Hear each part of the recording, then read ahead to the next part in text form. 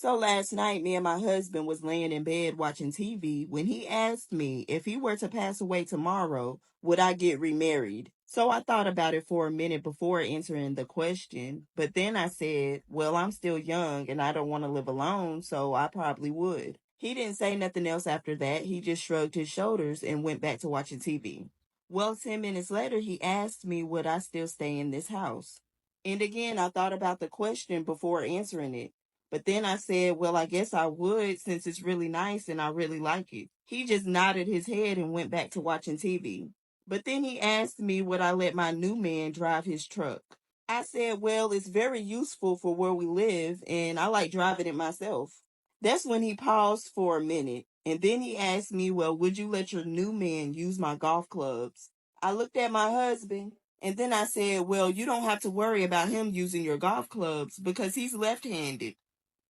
I remember when I was around 13 years old and my mom, dad, and I decided to go visit my grandmother. Now, she lived far away, so my parents decided that we should stay a couple of days. But anyways, one morning I had came down for breakfast and I noticed that my mom and dad weren't sitting at the table. So I asked my grandmother, where's my mom and dad? And she told me they were still up in bed, so that's when I started laughing a little bit. But anyways, after I ate breakfast, I went outside to play, and not too long after that, I came back in for lunch. And again, I noticed that my mom and dad weren't sitting at the table, so I asked my grandmother the same question I asked her earlier. She replied with the same answer. She told me they were still in bed. And again, I started laughing, and after I ate my lunch, I went outside to play. Around dinner time, I came back in the house, and my mom and dad still wasn't sitting at the table. So I asked my grandmother again, where's mom and dad? And she gave me the same answer that she's been giving me all day. They're still in bed.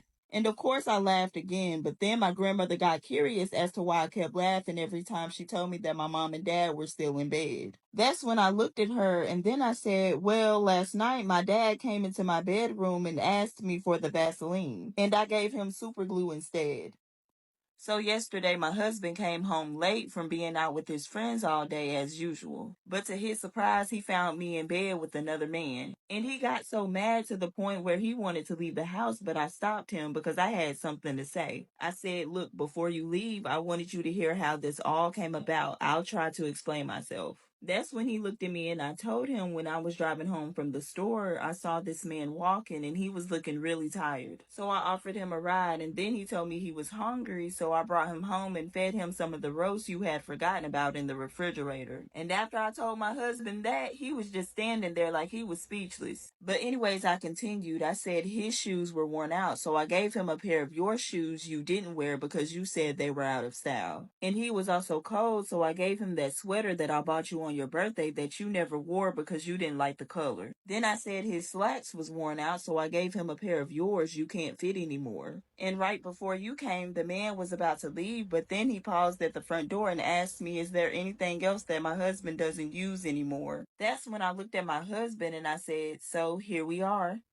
So when I was in high school, me and my boyfriend at the time, we did something very stupid. Well, I remember on a weekend I was at home and my boyfriend pulled into my driveway with a new sports car that his parents bought him. He texted my phone and told me to come outside to see the car, and I was so excited. So I put some clothes on, and as soon as I got outside, I jumped into the passenger seat. Before I knew it, we were driving down the road. And we were some spontaneous young adults, so as soon as my boyfriend asked me, will I take my clothes off if he did 200 miles per hour?